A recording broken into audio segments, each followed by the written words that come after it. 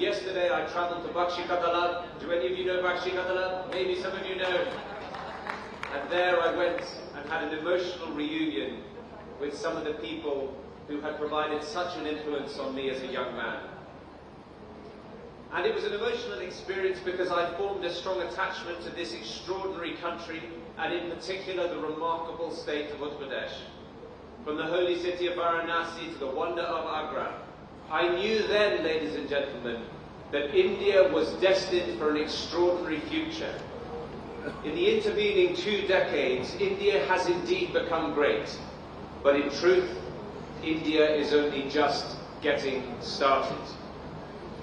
As well as successfully holding the presidency of the G20, India's growing economy is accelerating past others and is already bigger than my own country's. That trend will only continue. We don't just acknowledge that, we admire it and we celebrate it. And we want to be at your side as partners as you go forward on that exciting journey. Because I come here today to UP as a representative of a new kind of British government. The torch has passed to a new generation of British ministers, led by my friend and colleague, Prime Minister Rishi Sunak. He has already established, thank you, and he has already established an excellent relationship with Modi ji. This is a generation of British ministers that has studied and come of age in one of the most diverse countries on earth, a country of pluralism, of tolerance, a country where I can tell you that this minister's children celebrate Diwali with the same enthusiasm as they do for Christmas. And to the point that was just made a few moments ago, a country where global Britain is not just a political slogan, it is a fundamental part of who we are as a nation. And I say this as well, in my country as well as your country, it doesn't matter where you're from, it's where you're going that counts. And when I come back to Lucknow, I see what has already been achieved and I am amazed. This is a country full of promise about what tomorrow will bring. And indeed, we meet here in one of the fastest growing parts of India, a state of over 200 million people. Honourable Chief Minister, I think you said 240 million people, a hub of research and development, a state that is hungry for its future, just as Britain is. And we know your ambitions, Honourable Chief Minister. We know your ambitions for this state, for growing the economy this decade, for developing the infrastructure, for establishing a defence corridor, the 6 nodes, the engine of New India's growth. This is hugely promising. Let our UK-UP Comprehensive Strategic Partnership be the engines of each other's growth. And to demonstrate that ambition and commitment, I am joined today by more than 30 British businesses, firms that are already partnering with their Indian counterparts and are ready to deepen and intensify that relationship. Today they are signing 7 MOUs, committing £165 million of investment into UP and generating almost 1,000 jobs. And when it comes to economic development in India, business is not beginning from a standing start. Since the turn of the century, no G20 country has invested more in India than Britain. For its part, India is Britain's 2nd biggest jobs creator. And in defence, I'm the Minister of Defence, we see with growing clarity where our relationship can go. On land, on sea, in the air, and even in space and cyber. At sea, the crew of HMS Tamar visited the Andaman and Nicobar Islands last month and exercised with the Indian Navy. Our flagship, the great carrier, HMS Queen Elizabeth, sailed to the Indian Ocean in 2021 and took part in our most demanding bilateral exercise to date, Exercise Konkan Shakti, conducted by all 3 services of each country. In the air, you'll be aware of our regular joint exercise, Indradhanush, with tactics, techniques and procedures being shared between our aviators. And on the ground, British participation in exercise Ajay Warrior that has strengthened our interoperability and shared skills, allowing us to tackle terrorism and boost counter-insurgency capability. And that's before, ladies and gentlemen, before you even think about the extensive collaboration at the civilian industrial level. whether it's our new Defence Joint Industry Working Group launched last week, or the Enhanced Cybersecurity Partnership, or the collaborations on space technology. And I see also huge opportunities for our industries to collaborate in electric propulsion technology to power the Indian Navy and complex weapons systems to keep both our countries safe. And tomorrow, ladies and gentlemen, I look forward to emphasising to Indian defence colleagues that the UK stands ready to commit to something truly historic. The largest ever transfer of jet engine technology from Britain to any other nation in our history. Technology that will give India sovereign, make in India intellectual capability that will ensure India becomes one of just 6 countries in the world to own this cutting-edge capability.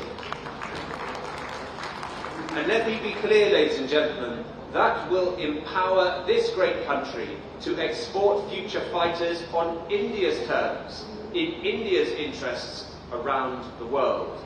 No export conditions, no strings attached, sovereign Indian capability. Because you know what, ladies and gentlemen, a sovereign, self-reliant, resilient India with a sovereign defence jet engine industry to match is not just good for India, is not just good for the region, it is vital for the world. And that's because wherever you are on our planet, there is a growing, inescapable feeling that the world is becoming more dangerous. And I know this audience and this Honourable Chief Minister doesn't need to be reminded that China's increasing belligerence poses systematic challenges to the international rules-based order. We all need this defence. And so accelerating our partnership in defence and civilian sectors is not just a nice to have, it is a geopolitical necessity. And we stand ready to get on with it. Prime Minister Rishi Sunak recognises that, and he fired the starting gun on the latest sprint last week when he joined a meeting between India's National Security Advisor, Ajit Doval, and his British counterpart, Tim Barrow. Together they framed plans to strengthen cooperation on trade, technology and defence, and I know that Alan Gemel, the Trade Commissioner, will be speaking about that in a few moments. And we also have the Foreign Secretary, the Chancellor of the Exchequer and the First Sea Lord, all travelling here in due course to further strengthen our relationship. And so as I bring my remarks to a close, let me say this, Honourable Chief Minister. As I said to you, 24 years ago, my pupils taught me some words in Hindi. They taught me, Paradesi, Paradesi, Jana Nahi, Mujhe Chori Ke. They taught me this. They taught me this. But today, the Hindi slogan that comes to my mind is UK, UP, Sabka Sat, Sabka Vikas. Thank you.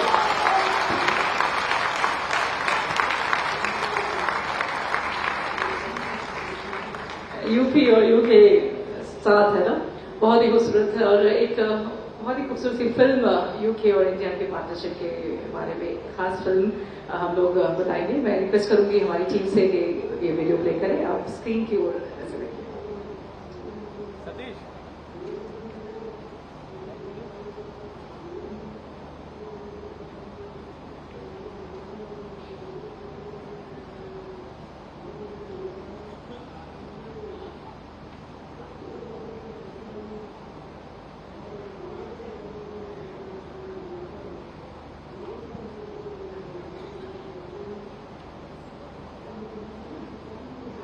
Ladies and gentleman, United kingdom और India के बीच में जो खास partnership हो रही है और खास एमओयू साइन होने वाले हैं और एक खास एक फिल्म आपके सामने आप देख सकते हैं छोटी सी वीडियो के रूप में।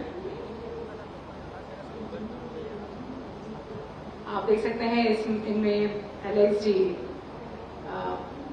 हैं बीच में and you with few people from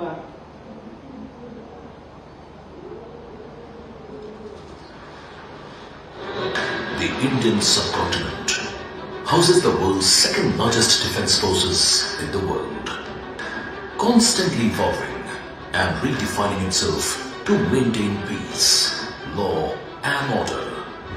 Bundelkhand के विकास को विशेष तौर पर ध्यान में रखते हुए अब ये तय किया गया है कि यूपी में डिफेंस इंडस्ट्रियल कॉरिडोर का विस्तार आगरा, अलीगढ़, लखनऊ, कानपुर, झांसी और चित्रकूट तक पूरा बेल्ट होगा।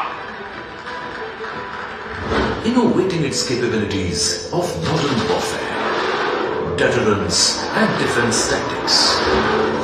Introducing the Uttar Pradesh Defense Industrial Corridor, announced by the Government of India in February 2018 at UP Investors Summit. It is an oasis for cutting-edge hub for the military and home-age security, worth rupees 20,000 crore to be deployed in the state of Uttar Pradesh to enable a technological revolution spanning the heart of UP, supported by the landscape, strict governance and skilled human resources to expand an innovation and manufacturing initiative. Over 3,000 hectares of land between 6 strategically planned nodes for maximum mobility, management and impact, made possible due to the high-end infrastructure strategically located along the Golden Quadrilateral, along with connectivity with national and international airports. Largest railway network in India, spanning over 8,949 kilometers. Western dedicated freight corridor that stretches from Dadri in Ghaziabad to Jawaharlal Nehru Port at Mumbai. And 57% of the eastern dedicated freight corridor, which connects western region to the eastern part of the country. With policies providing 100% reimbursement of patent fees for domestic patent registration, 50% reimbursement of the patent fee for international patent registration, capital subsidy of 7% up to INR 500 crore in Aligarh, Agra, Lucknow and Kanpur nodes of UPDIC, capital subsidy of 10% up to INR 500 crore to invest in Jhansi and Chitrakoot, reimbursement for setting up an effluent treatment plant, that is ETP, by the DNA units, financial assistance to MSME units for obtaining quality certification, along with additional benefits like transport subsidy for anchor units, transfer of technology related incentives, land subsidy for 25% for anchor DNA units setting up in UPDIC. Further progresses by UPDIC with 140 plus signed MOUs with Bharat Dynamics Limited, BrahMos Aerospace, Adani Defence and Aerospace and many more. Apart from being another jewel in the transforming future of UP, the next generation UPDIC also promises to transform cyber security, zero latency communication and connectivity, real-time crisis management, 360-degree research and development, with enormous scope to fuel technological progress of state and nation, opening investing opportunities in technological parks, arms and ammunition manufacturing, drones and aircrafts development, testing and research facilities, maintenances, repairs and overhaul centers, with upcoming industries in small arms and metal works at Aligarh, electronics and non-polluting industries at Agra, aerospace hub and aero engine cluster in Lucknow, special clothing, bulletproof jackets, ammunition, components and parachutes in Kanpur, turning the cultural heartland of the nation into the strategical center for state-of-the-art maritime and military innovations, inviting investors from all around the world to onboard the new India's growth engine that will take the country to a new global supremacy while boosting the economical and technological progress of the resilient state of Uttar Pradesh.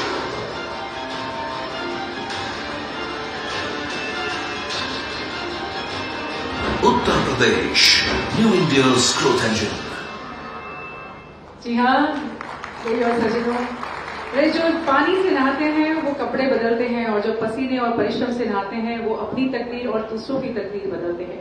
और यहाँ पे 25 करोड़ उत्तर प्रदेश वासियों की बात हो रही है, तो अब मैं आमंत्रित करना चाहूंगी नए भारत के नए ग्रोथ इंजन उत्तर प्रदेश के मुखिया यशस्वी कर्मठ माननीय मुख्यमंत्री श्री योगी आदित्यनाथ जी को।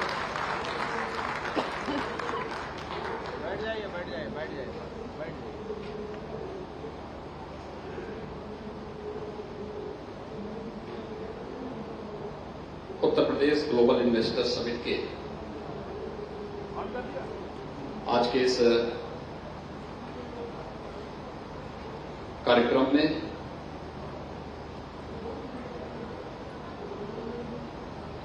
यूके के honourable minister defence procurement mister Alex KCMP का मैं उत्तर प्रदेश शासन की ओर से हृदय से स्वागत करता हूं। इस अवसर पर यूके के trade commissioner, president India partnership forum Shri Mohan Kaul, director Trenwood law practice UK से Harjot Singh, deputy director UK defence and security exports Shri Frank Clickford, UK India business council group के CEO श्री रिचर्ड मैकलम का मैं इस अवसर पर भी मैं उन सबका भी मैं स्वागत करता हूं।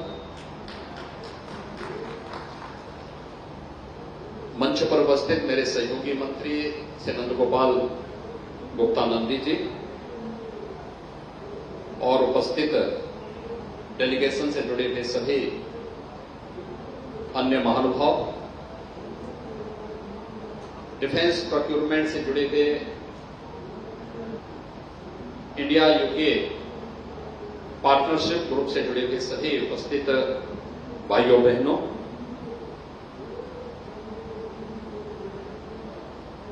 Uttar Pradesh global investor summit के आज के सत्र में मैं सबसे पहले आभार व्यक्त करता हूं यूके गवर्नमेंट का, जिन्होंने इस समिट के लिए एक पार्टनर कंट्री के रूप में अपनी सहभागिता निभाई और यूपी GIS 2023 को सफलता की एक नई ऊंचाई तक पहुंचाने में अपना योगदान दिया है। हम सब जानते हैं कि इससे पहले उत्तर प्रदेश सरकार के मंत्री समूह दुनिया के 16 देशों में जाकर के रोड शोज का आयोजन किए थे। देश के अंदर भी 10 बड़े शहरों में उत्तर प्रदेश के अंदर निवेश की असीम संभावनाओं को आगे बढ़ाने के लिए रोड शोज के आयोजन हुए थे और प्रदेश भर के भी सभी 75 जनपदों में इन कार्यक्रमों को आगे बढ़ाने के लिए स्थानीय स्तर पर हमारे जो MP MLAs थे, इन सब ने भी उसमें बढ़ चढ़ करके भाग लेकर के उत्तर प्रदेश की असीम संभावनाओं को आगे बढ़ाने में अपनी मदद दी थी। और मुझे प्रसन्नता है कि यूपी GIS 2023 अपनी सफलता की एक नई कहानी के साथ आगे बढ़ रहा है। मित्रों, यह समिट हमारे लिए अपने सहयोगी जो पार्टनर्स थे GIS 2023 के, इन सब के सहयोग से आगे बढ़ाने में मददगार रही है। और आज जब हम यहां पर यूनाइटेड किंगडम जो हमारा पार्टनर कंट्री है उनसे जुड़े हुए इस सत्र में यहां शामिल हुए हैं, जो मुझे बताते हुए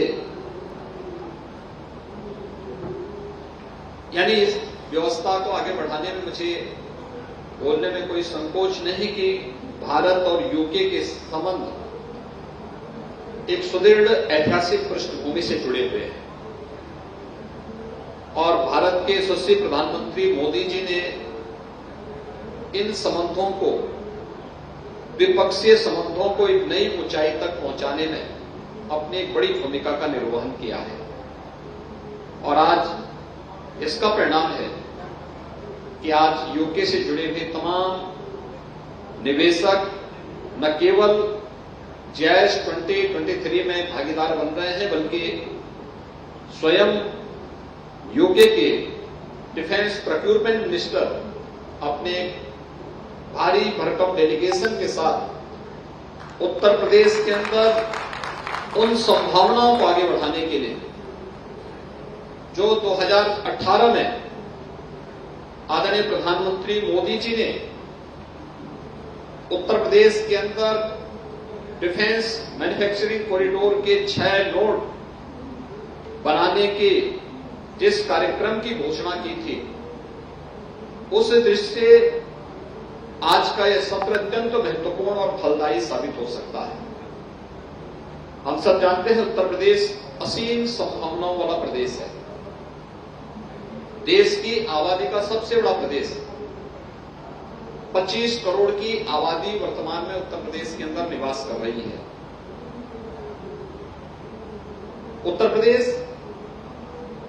96 लाख MSME यूनिट के साथ औद्योगिक निवेश की उन आधारभूत शर्तों को पूरा करता है जो यहां परंपरागत तरीके से सैकड़ों वर्षों से जो से विरासत में प्राप्त हुआ है, उन परंपरागत उद्यम को प्रोत्साहित करने के लिए हम लोगों ने वन डिस्ट्रिक्ट वन प्रोडक्ट के माध्यम से अपनी परंपरागत उद्यम को बढ़ावा दिया है, जिसका परिणाम है कि हर एक जनपद के पास अपना एक यूनिक प्रोडक्ट है और 96 लाख MSME यूनिट उत्तर प्रदेश के अंदर, उत्तर प्रदेश के युवाओं के लिए, उत्तर प्रदेश के उद्यमियों के लिए उनके नए रोजगार और उन्हें उस MSME यूनिट के माध्यम से आत्मनिर्भरता के लक्ष्य को और स्वावलंबन के लक्ष्य को प्राप्त करने में एक बड़ी मदद करते हैं।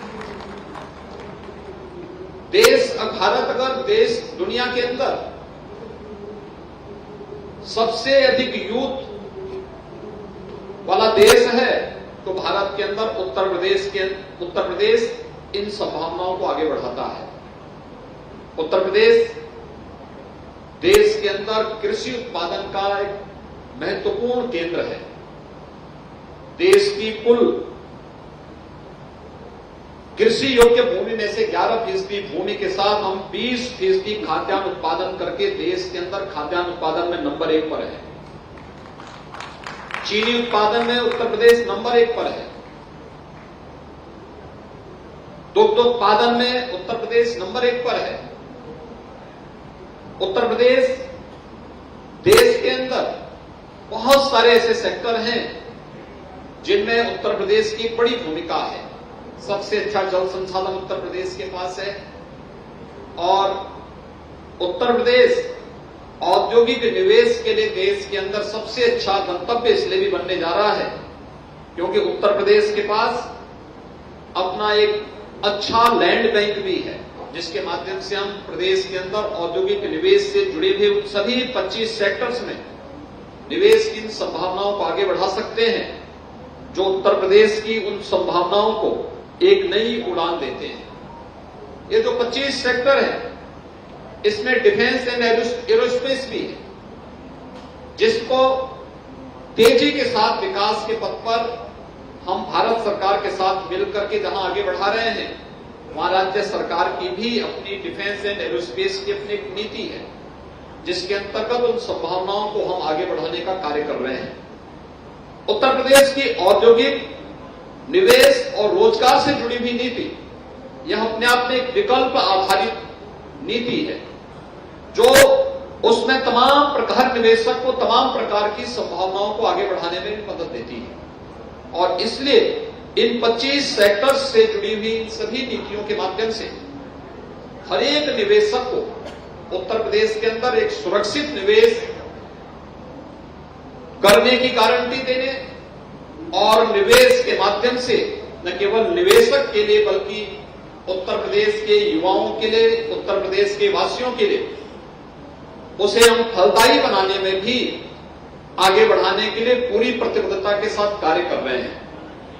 मुझे विश्वास है कि यूके ने पार्टनर कंट्री के रूप में GIZ 2023 में जो अपना योगदान जिस रूप में दिया है और यूके के डिफेंस प्रोक्यूरमेंट मिनिस्टर ने जिस रूप में इन सभी संभावनाओं को आगे बढ़ाने के लिए अपना सकारात्मक एक सहयोग इस पूरे कार्यक्रम के साथ जोड़ करके देखा है, उनका एक पूरा डेलीगेशन उत्तर प्रदेश की इन संभावनाओं को, जो केवल डिफेंस एंड एरोस्पेस के ही क्षेत्र में नहीं बल्कि उत्तर प्रदेश के अंदर फूड प्रोसेसिंग के फील्ड में, उत्तर प्रदेश के अंदर उन सभी सेक्टर्स में जो उत्तर प्रदेश के अंदर उत्तर प्रदेश की टीम ने मिलकर के उन कार्यक्रमों को आगे बढ़ाने का कार्य किया, उन सभी फील्ड में हम लोग इसको और बेहतर तरीके से आगे बढ़ाने में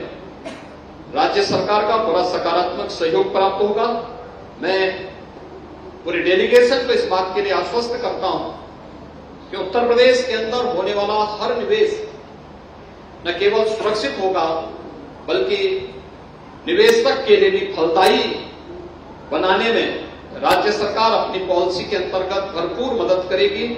मैं एक बार फिर से यहां पर यूके के माननीय डिफेंस प्रोक्यूरमेंट मिनिस्टर और उनके पूरी डेलीगेशन का उत्तर प्रदेश शासन की ओर से GIS 2023 में हृदय से स्वागत करता हूं और यूके गवर्नमेंट को धन्यवाद देता हूं कि उन्होंने पार्टनर कंट्री के रूप में उत्तर प्रदेश के अनुरोध को स्वीकार करते हुए इसमें अपनी सहभागिता की और GIS 2023 को सफलता की नई ऊंचाइयों तक पहुंचाने में अपना योगदान किया है।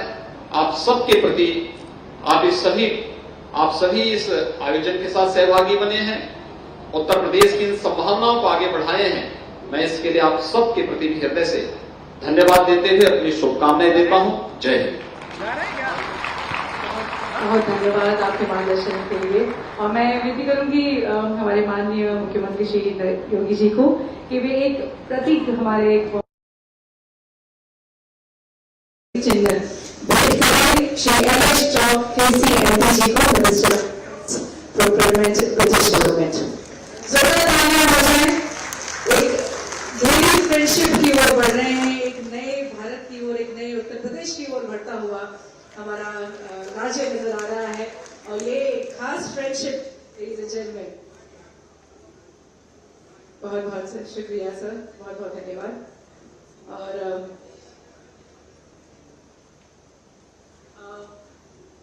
कुछ व्यस्त कार्य होने की वजह से हमारे माननीय मुख्यमंत्री श्री योगी आदित्यनाथ जी प्रस्थान करेंगे।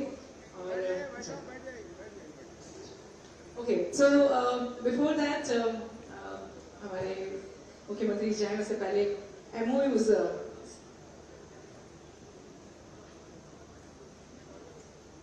चलिए आइए।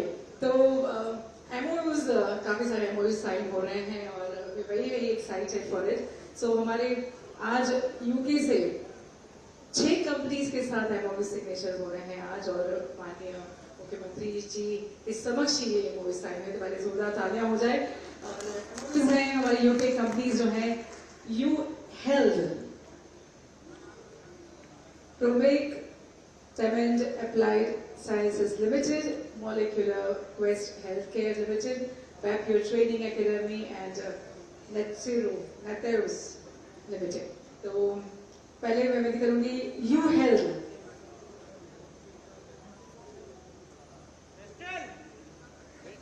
कैमरा उठाइए।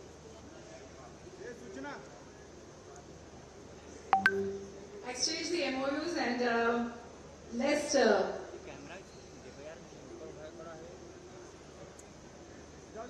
have the MOUs exchange। बड़ी जोरदार तालियां हो जाए।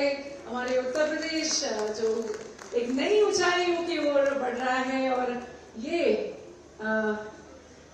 एक प्रतीक है camera U Health, Promek, Temend Applied Sciences Limited, Molecular Quest Healthcare Limited, Vapure Training Academy और Netheros Limited।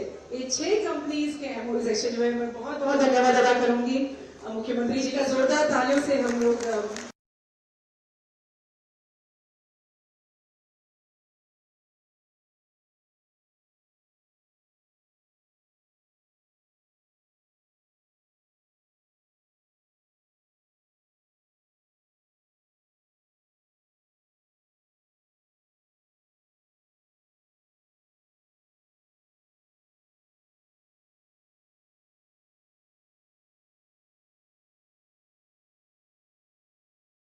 नरेंद्र मोदी महर्षि दयानंद सरस्वती की जयंती के उपलक्ष्य में समारोह का आयोजन किया जा रहा है। माननीय प्रधानमंत्री महोदय जी का अभिनंदन कीजिए।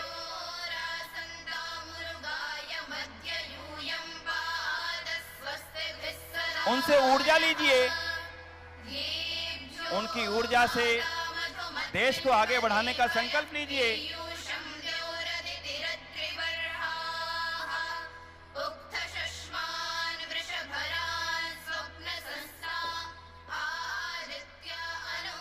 अपने अपने स्थानों को ग्रहण कीजिए। मैं माननीय प्रधानमंत्री महोदय इस देश के 135 करोड़ जनता के हृदयों में वास करने वाले इस पूरे विश्व की मानव जाति को एक नया संदेश, नई ऊर्जा से सरोबोर करने वाले, जिन्होंने अपने जीवन का एक एक क्षण, एक एक पल केवल और केवल देश, केवल और केवल भारत माता के प्रति समर्पित करने का एक अक्षुण्ण संकल्प लिया हुआ है। एक बार उनके यहां पधारने पर जोरदार तालियों द्वारा अभिनंदन। बोलो भारत माता की, भारत माता की, भारत माता की। महर्षि दयानंद की, महर्षि दयानंद की, महर्षि दयानंद की। बंधुओं,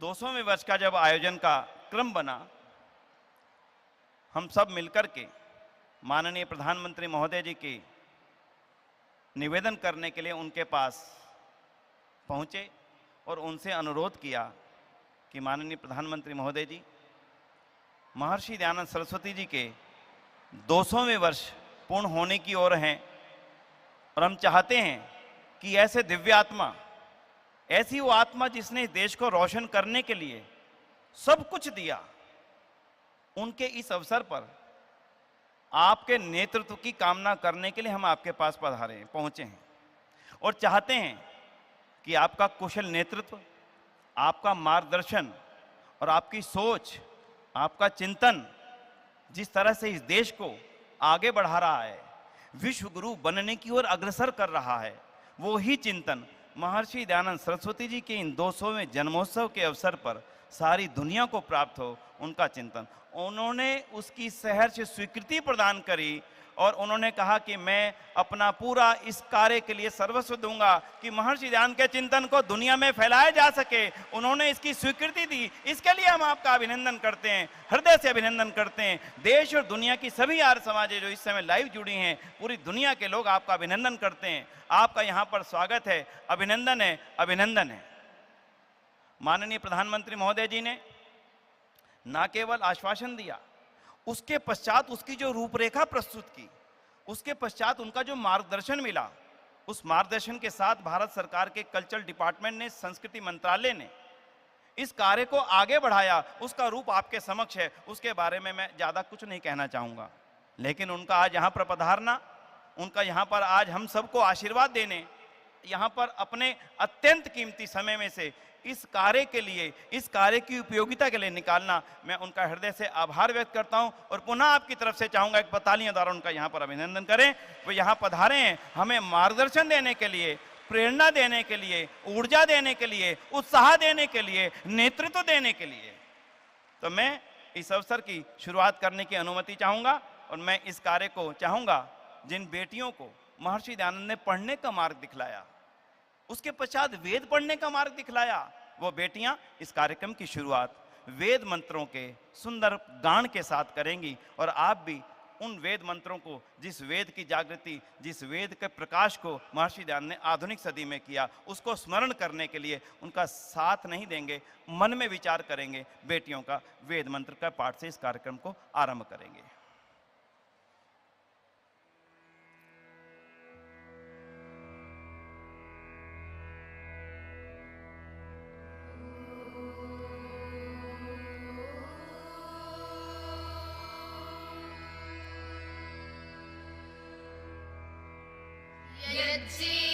यज्ञमयजन्त देवास्तानि धर्माणि प्रथमान्यासन्